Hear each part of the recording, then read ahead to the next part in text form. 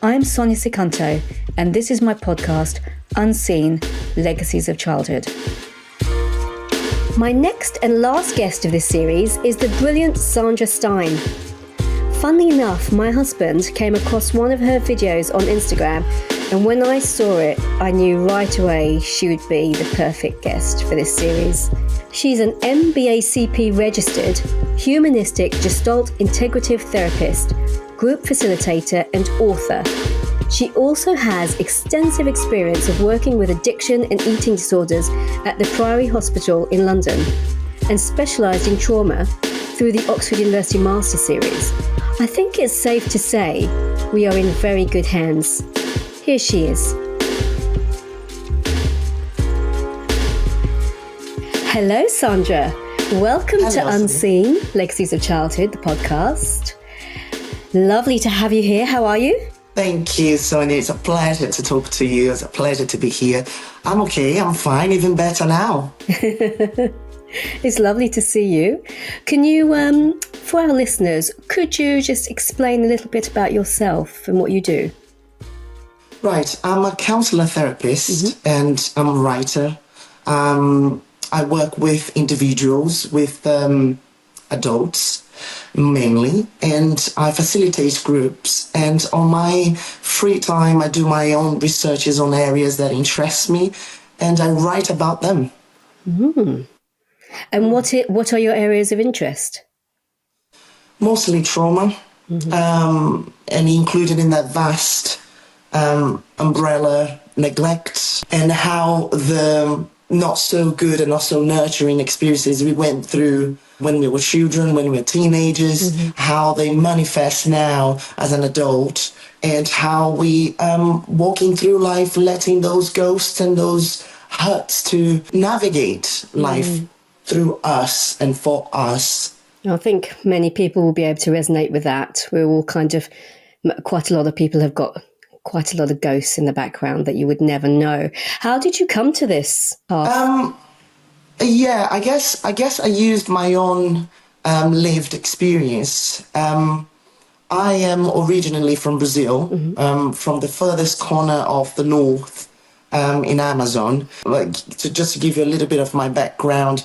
So my father left when I was 2 years old, and I grew up in an environment that was very unsafe, and I experienced a lot of neglect, and I was fostered by different people, so I lived in different houses because my mom didn't have the psychological, emotional or financial structure to look after me. And in that sort of journey, I faced a lot of abuse, physical, emotional, and also I gained a lot of mechanisms. I learned about a lot of things very early on, so I matured really fast. And then when I became a young adult, I decided that I needed to find a place away from all of that I could grow in all parts of my life. So then I came to UK 19 years ago with no English whatsoever, and climbed up the ladder of the language and social in so many ways to then find myself in my own therapy journey. And then through my own healing and inspired from my healing, I wanted to help people to heal their wounds also, or to self-regulate, or to feel that they have choices. That is such a beautiful thing to do. You know, what was your journey of healing? How did you start that journey? Well, I found that after a while living in UK, to be honest, I think retrospectively thinking, I feel like I've been always lost. I never really felt grounded. I never felt peaceful within my skin. My mind always raced, my thoughts always raced. I wasn't emotionally regulated at all. And I got to a point where I hit it's widely known life crisis. Yeah.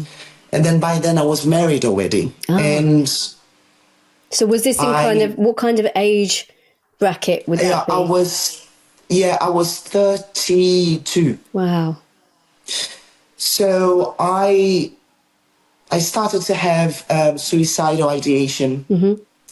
I didn't know if I wanted to be married. Yep. I didn't know if I wanted to stay here or go back home. I just had this avalanche of insecurity, doubt, and lack of motivation, and I didn't know where I wanted to be, where I wanted to go, what I wanted to be. So then a friend of mine who was a psychotherapist approached me and said, I think you're ready to do some self-search. And the interesting thing is I didn't believe much in therapy. It was a thing that wasn't for me. I loved reading self-help books. I loved watching thought-provoking videos. Yeah. But the one-on-one therapy wasn't really something that I focused on. And would you say in your family was therapy something that everyone did? Or, I mean, I know my family therapy is not something that we do. No, absolutely not. Not even to this day. Really? No, absolutely not. And I suppose back in my country, I think therapy is more of a luxury. Okay. And it's more of for one, everybody should have it. Of course, yeah. Everybody should have access to it, starting from very early age. Yeah. But it's because of the cost of it and because of the stigma that is attached to it, especially in Brazil. People don't really look for that sort of support, which is a shame. That is a shame, isn't it? I mean, there is a stigma in quite a lot of families. I mean, certainly I'm not sure about all Asian communities, but certainly my community, it was never really well thought of to be having therapy. There must be something really wrong with you if you're going to have therapy. Like, oh my God, your mind must have been blown if you're having to, go to therapy. You're very much encouraged to work things out for yourself. You have to be strong. You're encouraged to be from a young age. You are encouraged to be strong and sort yourself out and manage yourself. It's not really the done thing to go and have therapy. Absolutely, yeah. Yeah, I can relate to that. And it's still, unfortunately, that sort of thought that's carried. I think there's a lot of praise on the resilience, which then can work in a way to isolate people, not to look for support and for help. Yeah. I believe strongly in collective healing, and as well as independent healing, because when you are in therapy and you go and you talk to a professional and you are encouraged to look into those areas that you haven't looked yet, you're encouraged to think about different views and through different lenses that you haven't looked at. And then when you go back home and you spend that week or whatever it is, the gap between one session and another, with yourself. So it is very much a long journey, but if you're lucky to be surrounded in an environment where you get that support and that encouragement, the community, which can be called family, can be called friends, it can be called any other group that you're part of, all the better, really. That's so true, isn't it? Because I would imagine, if you think about clients that come to you, they wouldn't come to you thinking that their childhood is responsible for how they're feeling now. They would assume that this is, I'm feeling this, I don't know why. Please help me, I don't know why I'm this way, wouldn't they? Yeah. And the interesting thing is, my main area is trauma. And trauma covers everything, because everything goes back to a point of your past. Right. It can be childhood, it can be infancy, it can be your teenage years, it can be your young adulthood, it can be yesterday, right? And most of my clients, when they come in, they don't come in saying, I need to work on my trauma. Mm-hmm.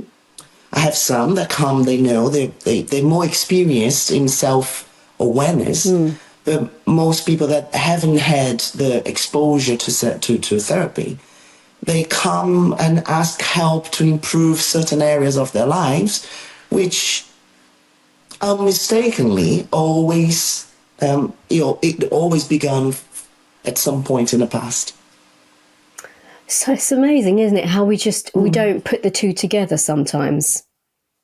You know, No. we just don't always put the two together. We feel that it's something that we've grown into. This mindset is something we've grown into, or this feeling is something that's just come on. And I remember reading a book, I think it was Donna Jackson Nakazawa, called Childhood Disrupted. And I remember her saying that the childhood, the adversity that you experience in childhood, usually the impacts of that, the trauma will come out in your 30s, 40s and 50s. It doesn't always come out when you're a teenager or when you're 21 or something. Sometimes it waits because you're busy achieving or trying to get over you're trying to get over your past and trying to make something for yourself or just trying to get by. And you're busy in the present day. And sometimes all that hamster on a wheel, just performing and doing. Sometimes you hit a block in your 30s, 40s and 50s where suddenly it manifests into health and mental health, physical and mental health things. You know, you might end up with autoimmune problems. You might end up with depression or anxiety. And it does come. It feels like it comes from nowhere. Yeah. No, it does come. And as we were talking earlier about the depending on which society you grew up, but some society, they encourage you to be this self-independent and just push it through. And I myself developed that mechanism also. Don't look into it too much. Don't think about it too much. Just get through. But that comes also with the self-criticism of, I mustn't be weak. Why am I crying because of this? Why am I feeling so much about this? And then you push through and you go from one decade to the next decade. Yeah. But then as the book, The Body Keeps Score from... Yes, And that I never book know is how so to pronounce his important.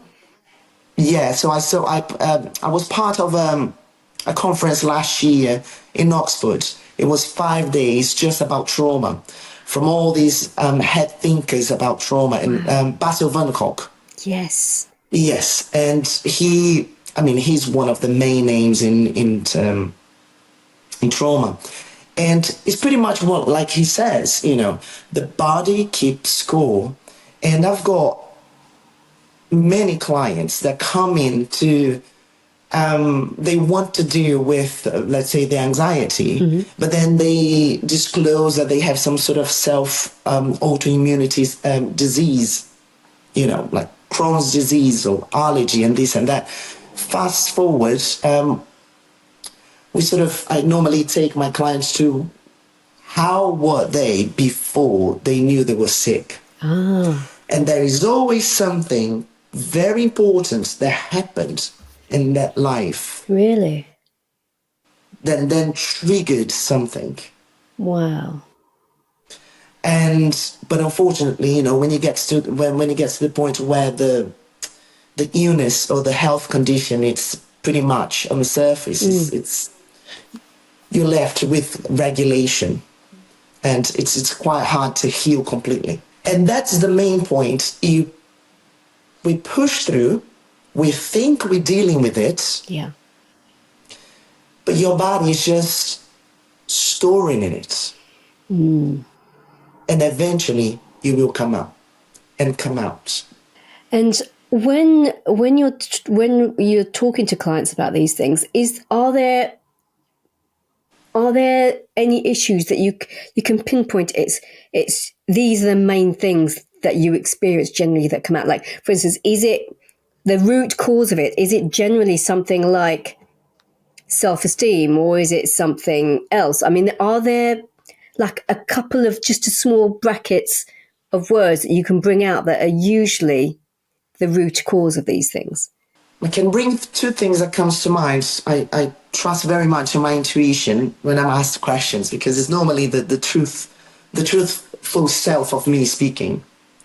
One of them, it's normally about growing up environment. The environment, yes. The house environment. Was there too much fighting? Was there too much physical violence? And I'm not here to blame the parents. No, of course, no. Because it's not about the parents. It's about how you, me, as a child, perceived and felt and experienced the environment. So bring it to my situation, I felt very unsafe. And I felt on the edge, and I felt I couldn't really let myself to relax, because I would have to move at any point. Right. Bless my mom, she had no idea that would be the kind of impact on me. Yes. She was just doing what she had to do to survive. She was worried about the main thing, which was food and shelter. Yes.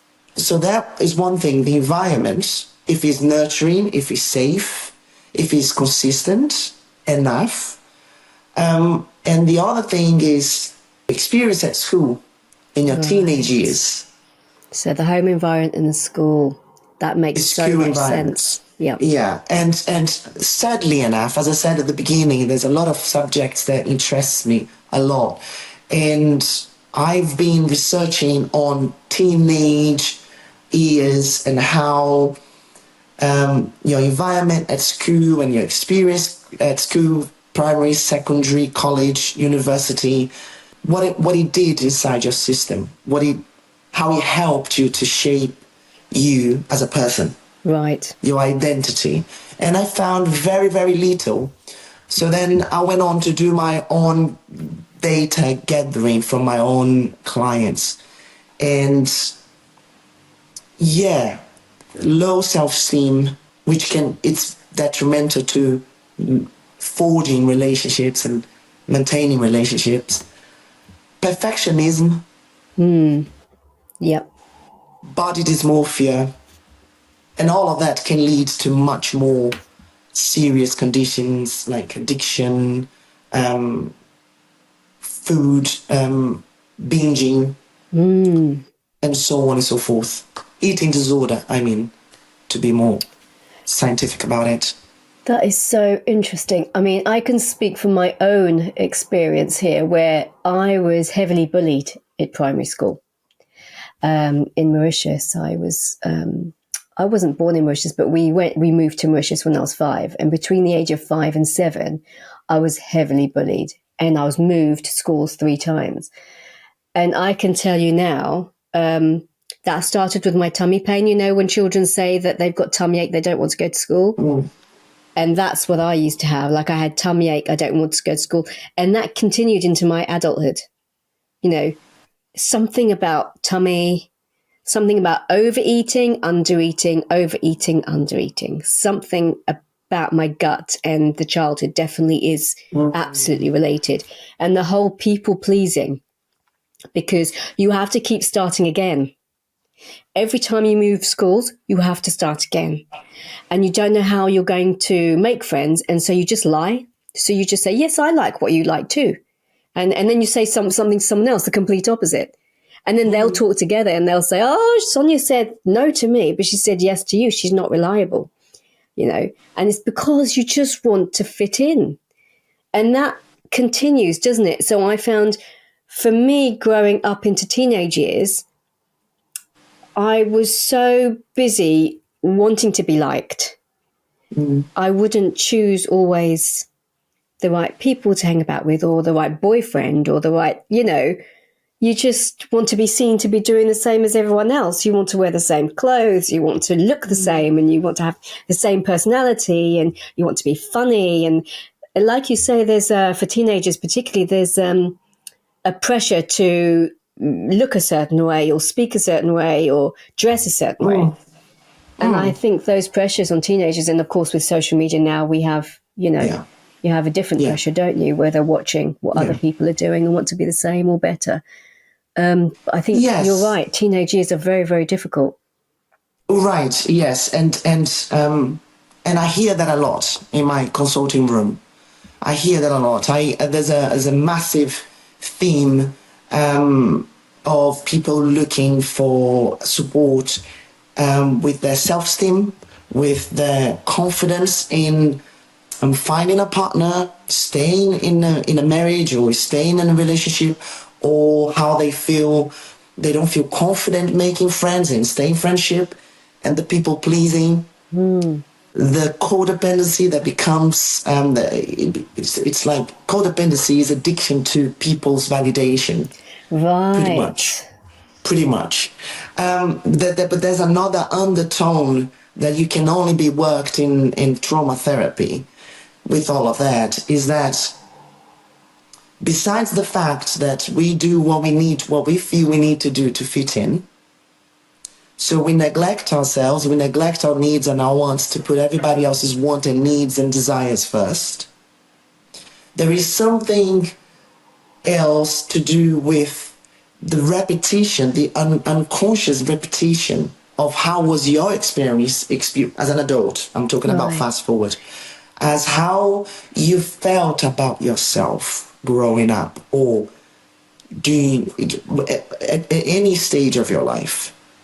So to give an example, if as a teenager, if you felt that you were not popular and amongst peers, or you're not popular around the sex that you wanted to get with, and you felt rejected, therefore not pretty enough, not good enough, less than, and so on and so forth. If that becomes part of your inner world, as an adult, you will hook on with people or click with people that makes you feel the same way. So in trauma language, we call it trauma bonding. Wow. You'd think you'd go for the opposite, didn't you? Right. Some people, I mean, rarely it happens. Yeah.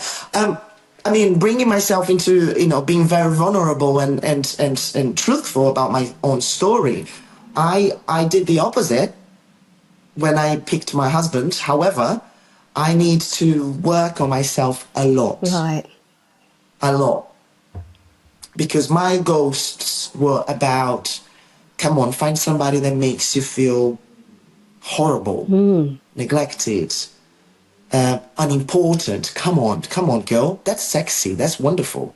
Yeah. So and it must really be deep in your subconscious, right? Because it's not something you consciously think about. So I know, I was with my ex-husband for 17 years, I think, and he had his own traumas. He had been bullied heavily and he became a bully. He's not a bully now. He's really lovely. But the 17 years that we met at 17, so from 17 to 30, we were both playing out our traumas. So I was the people pleaser and he had been bullied and became a bully. And so this was like the most toxic relationship because I just felt that, well, this is all I deserve. And that surely I'm not enough. I'm not enough for anyone else. Yes. This is as much as I deserve. And I'm sure it'll get better soon. I think it'll get better. If I give that person enough love, because they're fragile. So if I give them enough love, then surely they will be well and then they can help me. But it actually doesn't work like that, No. And it sounds, I don't want to therapize you at all, but just linking what you said, of course, is there's always that projection that if you're so fragile and vulnerable and you're so confused, if I give you enough love and look after you and help you, absolutely, you will find a way. But actually, we should say that to ourselves. Yes. Because you are the one vulnerable. You are the one fragile, right? And I was, thanks heaven, I was lucky enough to find my husband and be patient, that was patient with me to work through my hungry ghosts. And it's those things, right? That you can find people that will make you will not make you, but will help you to perpetuate your hurts and your wounds. Or you can find people that will help you to heal. Yeah. That's so important, isn't it? To find the right tribe. They say find your tribe. And it's so important to be careful who you let in. Yes, you have, and I preach that a lot. I preach that to my clients a lot. Now that you are in this journey, and it's very painful, please be precious about these beautiful layers that you're finding about yourself. Be very precious. Look after yourself. And don't let, because those hooks, the little hooks that we carry inside us, they will always be there. They're not going to disappear. What does that mean, hooks? The little hooks is the thing I'm talking about, the hungry ghosts. Right. Mm-hmm. Yeah. The want for somebody to come and hurt us so we can feel less than. Yeah. So they will always be there. So really, in many ways, the self-growth, self-awareness, it's a lifelong journey. It's a lifelong journey. I have found that myself so far. That's so true. It is. Yeah. And, it rears its ugly head in different places, doesn't it? I mean, for me, like in my experience, I think, wow, that started very young. And you think by a certain age, you should be over these things. Yeah. Yeah. And it isn't. And I don't know if you found that, but what I find either both with myself or my client is that sometimes you come, you think you covered something, an aspect of your life, but then you come back to it again with a different value, with a different meaning, with a different weight to look at and to heal and to, oh, okay, I didn't look at it at this point also. All right. So it's ever going, and there's always a new lenses that you can learn to look through. Both for your life but also for other people, because the more you heal, the better you feel free and peaceful to deal and to communicate with the outside world. Really. It's so important. I mean, that's why we have to start young, isn't it? Because you want to create adults who are able, who are self-regulating, who are able to manage their emotions, who are able to manage life in a very positive way. And so we really ought to start quite young. Yes. I mean, I think the key expression is self-regulation. Self-regulation, okay. And the self-regulation is, if I talk to a teenager, if I had a teenager child, or if I was working at school, I would 100% encourage them to feel all the feelings. Feel it. Just feel it. Feel anxious. Feel sad. Feel rejected. Feel abandoned. Feel. But you feel with support. Right. Because when you feel with support, you can learn to self-regulate. You can learn from early age to sit with it, know what you're feeling, and know that you're not going to die from it. And know that that feeling or that emotion can be an extra tool for your self-awareness. And that's why I do think, and I support in what you're saying, that the earlier we begin this, the self-awareness journey. Yeah, self-awareness journey. But also, the more we start supporting that, the better society we will create. Absolutely. Yeah, I totally believe in that, yes. And I see that, I mean, everybody that I look after now, they are all fully grown adults. But really, we're healing their past. We're not healing the today. I mean, of course, today, they're becoming healed, self-regulated. They're learning about themselves. But we always go to the past. We go to the 13-year-old version of themselves. Where the core wound was created, yeah. Right. The 5-year-old, the 7-year-old. So we keep going back. So if I have to talk, and I worked also just a little extra about my background. I work with children for for many years. Oh, did you? I was a child carer. Oh, were you? Okay. So I worked with parents, I worked with children, and I did a bunch of courses in psychological development of children because I've been always very interested in how human works. So I can talk from that part of my life, watching them, being with them, but I can also talk from seeing them in adult body, but in front of me regressing to their past self.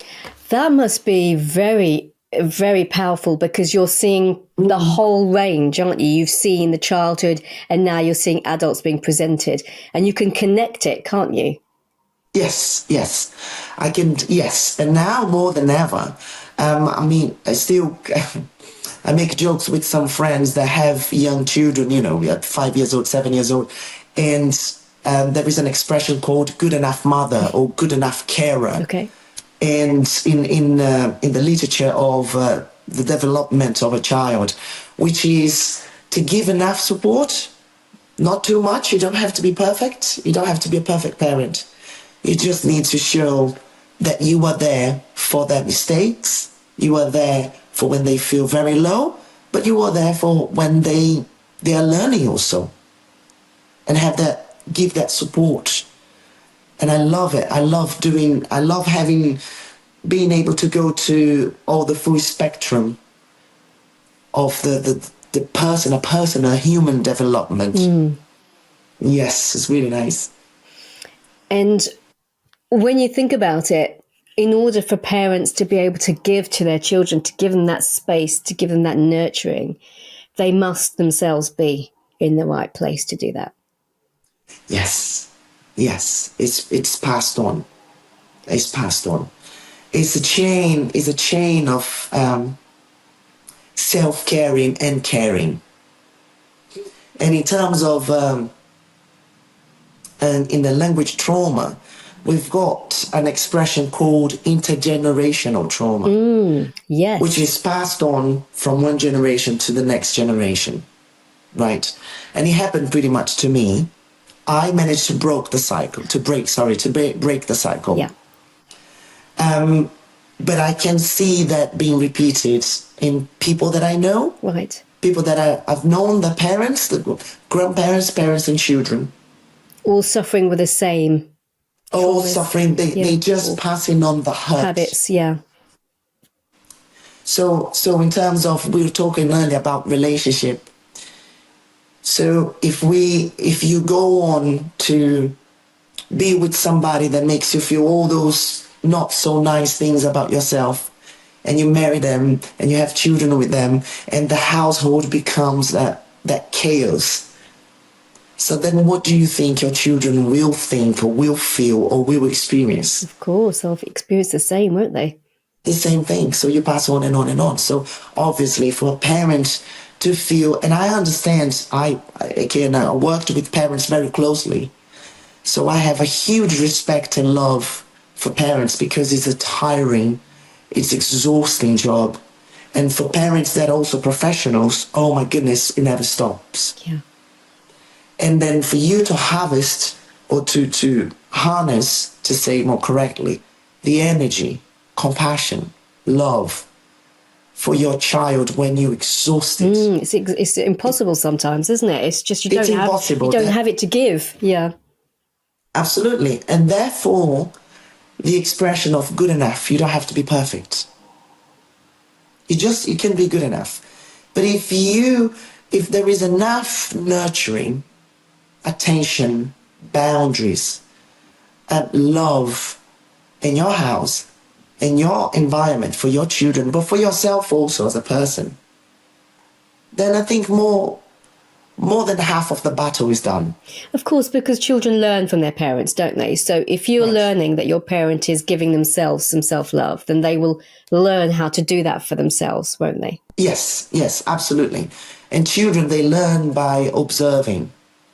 They observe and they absorb, right? And talking about my own past, of course, I heard a lot. I had a lot of abusive words towards me. But I also, most of my panicky and unsafe feelings came more from watching the environment, Right. watching what was going on, the unpredictability of the environment, a scream, a shout, a physical altercation, strange faces. I was just very aware of all of that, and I know all children are. I know they all are. Oh, for sure. I mean, my parents used to argue a lot. You know, there's always financial arguments, always arguing about something or other. And I remember feeling like I couldn't really enjoy my food, or I couldn't really, you know, I felt very nervous about where these conversations were going, you know. And it's funny because I actually, you know, I even feel it now. So I'm 50 now. And if my parents start arguing, I mean, they're nowhere near as bad as they used to be. You know, they're in their 70s now. But I remember even now, if they start arguing, I become hysterical. Like I start feeling, and my sister doesn't feel the same. So isn't that funny? So two children in the same family can have a completely different feeling or experience their childhood very differently. Because my sister doesn't feel the same way about the arguments. Because I don't think they were, I think they were more settled when they had the second child. And I think maybe they might not have been quite as settled when they had me. So I feel very stressed if they get even just a little bit argumentative. I feel very stressed at this age. No, stop it. You know, I don't know why, you know, but I feel it, but she does not feel it. No, and also that's the hard job of the first child. So is to get everything very take it all. And, but also there's the individuality of each one of us that we all develop different coping mechanisms, survival mechanisms. Some people disassociate, some people get stressed, some people develop autoimmune disease, some people, and so on and so forth. But I get a lot of those questions from my clients. So why, Sandra, am I this way? And my sister, she just go like, la, la, la. Yeah, exactly. Nothing's happening. So Nothing's happening. And I asked them, how do you know nothing's happening? You don't know. They might be disassociating deliberately. Right? And then even that in itself, it becomes a malfunction if you learn to disassociate from every unpleasant, uncomfortable situation. And that plays also, you know, and that can play at work. So just give a scenario, you can just move on work every time it becomes a bit challenging. True. Or relationships. Yeah. You know, when it becomes a bit too much, okay, moving on. Yeah. So there's so many ways of doing disconnecting. Yeah. And just like, okay, no, this is too much. I'm out of here. It's a different coping mechanism, isn't it? It's a different coping mechanism, yes. Whereas for you was probably just to really get really nervous. For sure. Really nervous about it. And what do you do with that energy? It's what we do with what it's the self-awareness of, I don't want this to accumulate to the point of making me ill. What can I do with this? Right? It's pretty much like if we put, again, in trauma response, is the 4 Fs: fight, flight, freeze, and fawn. I haven't heard those. I've heard of fight and flight, but I haven't heard of the other two. Yeah, so the fawn, which has been added lately, is about pleasing. Ah, so FAWN, fawn, not... Yeah. I've not heard that before. That's interesting. Yeah. So if we talk about domestic violence... Yeah.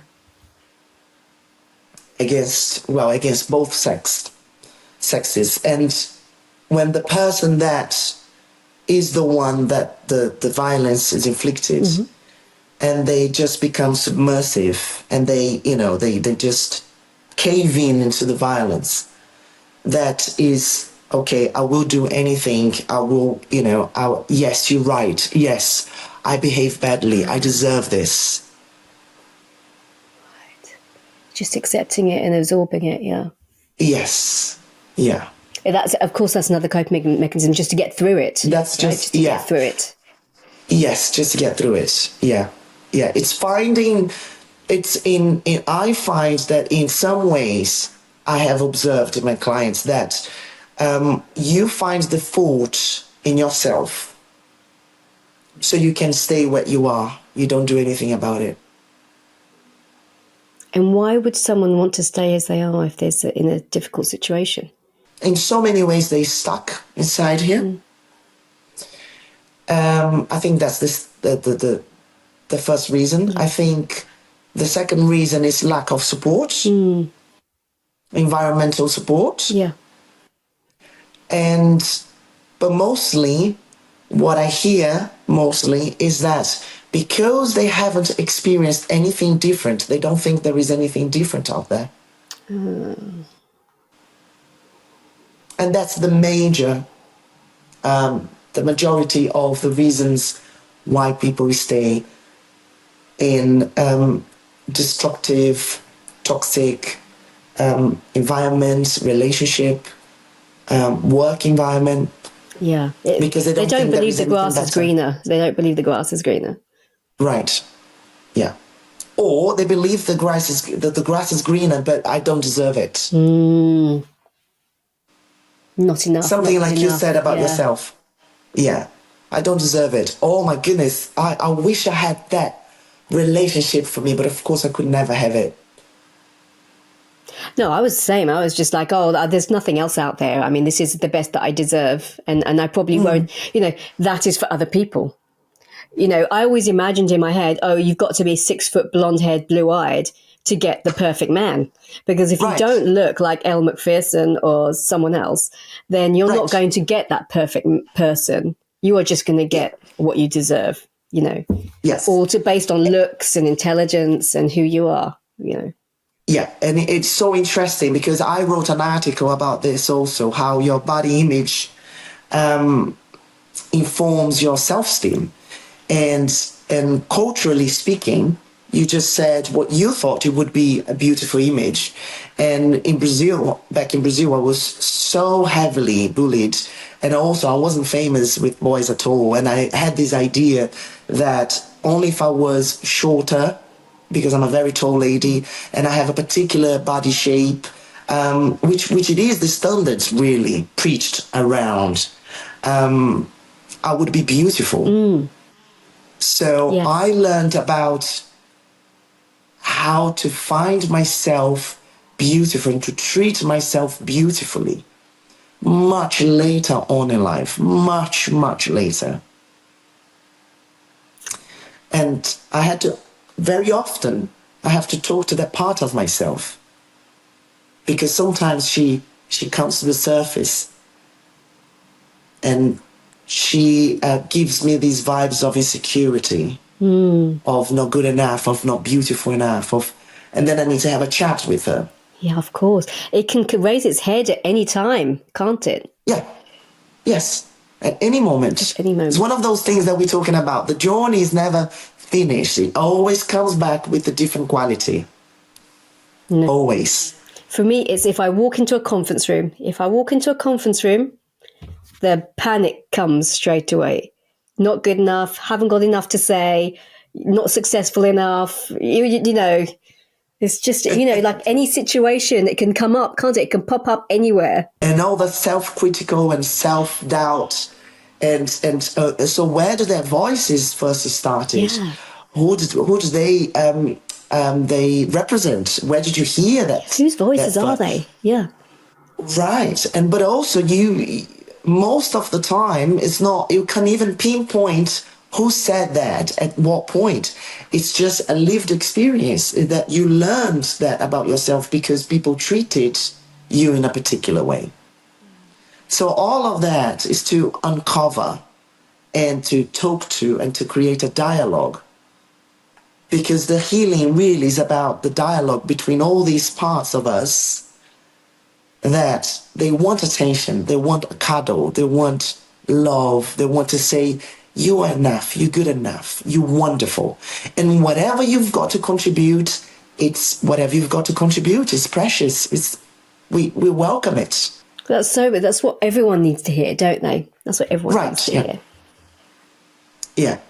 And that is the going back to childhood and going back to teenage years. That's, you don't have to be like anybody else. You just have to be cherished for who you are, for what you are, for your capabilities or for your growing edges.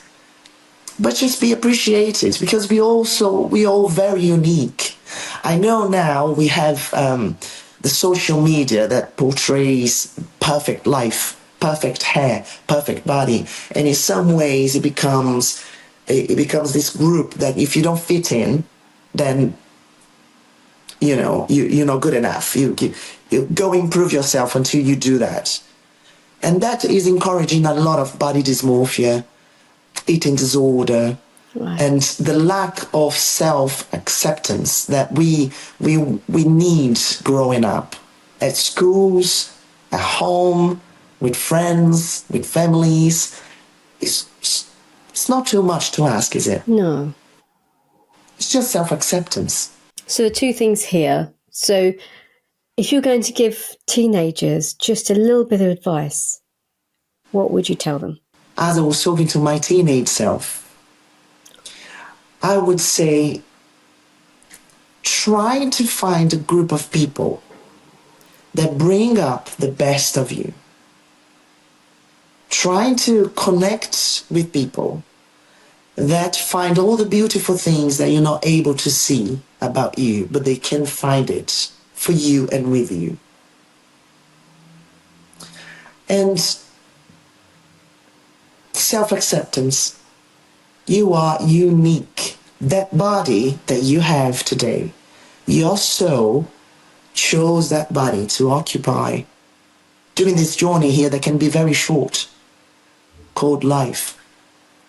Treasure it, nurture it,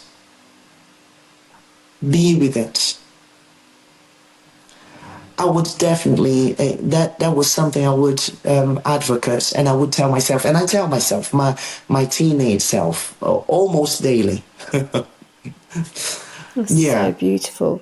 And so then how about one for the parents? So if you were going to tell a parent something, what advice would you give parents so that they're in a better space to look after their children? I have a lot of compassion and love for parents. I loved a lot. I have walked next to them, and I have watched that journey. And I would say to them, rest, giving yourself your own time, a rest time.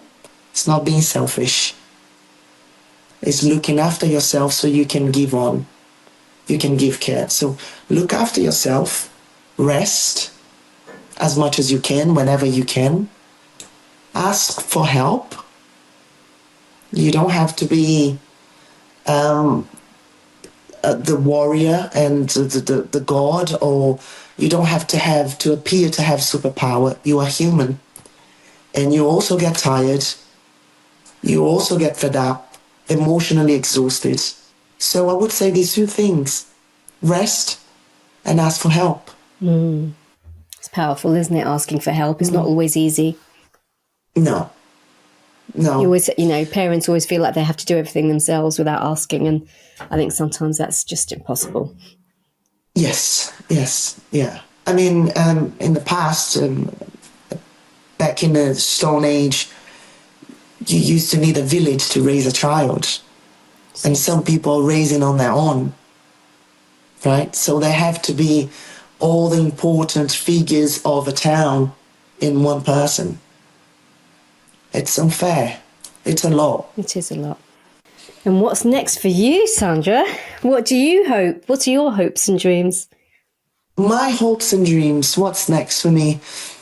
Well, I want to carry on with what I'm doing, looking after people and helping people. And I want to learn more as much as I can so I can pass on. Mm-hmm. I want to heal myself more.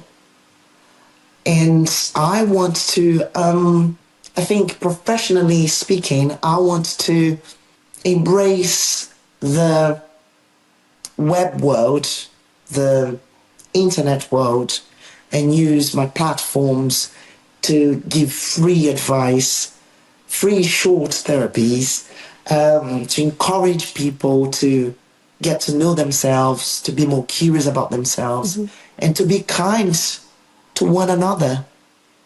One hello, one how are you, one how can I help you can change a day, a week, a month, can make a whole difference. So that these are my hopes for my future. Kindness is everything, isn't it? Kindness is everything. Yes. Yeah. Thank you so much for coming on today. It's been such a My pleasure. Gosh, I've learned so much from you. Thank you so much, Sandra, for giving us all this time. Your time is so precious. Well, thank you, Sonia. I thank you very much for inviting me.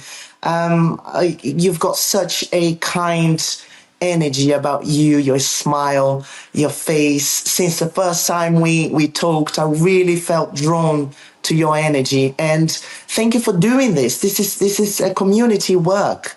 This is a social work that you're doing through your platform. It's so important. It's a little bit of encouragement and getting people to be more curious about themselves and to be the best version of themselves that they can be. Thank you. It's been wonderful. Thank you. Wow. Well, that's it for this series of Unseen Legacies of Childhood. Thank you so much to Sandra for her humanity and wisdom, and for sharing her own story of trauma with us. Her warmth and her loving guidance will be of such value to many of you, I'm sure. It certainly was huge for me. Trauma in childhood, no matter how big or small, can have such a detrimental impact on our mental and physical health as adults. Struggling with mental health makes it that much harder to have the confidence and the strength to go after your dreams, to go for that job, to feel worthy of that friendship or that romance. I hope that through listening to this podcast, we can all learn to prioritise our own health and that of the next generation. It can only lead to a positive society for all. Thank you so much for listening. See you next time.